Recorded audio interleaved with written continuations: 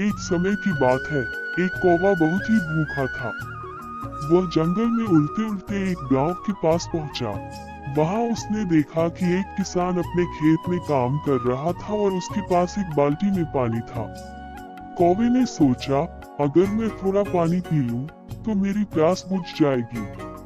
लेकिन जब वह बाल्टी के पास गया, तो उसने देखा कि पानी बहुत नीचे था।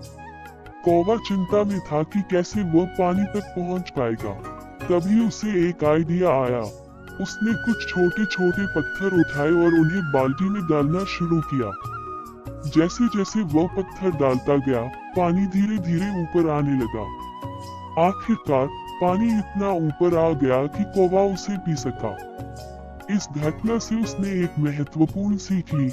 अगर मेहनत करो और सोच समझकर काम करो, तो हर मुश्किल को हल किया जा सकता है।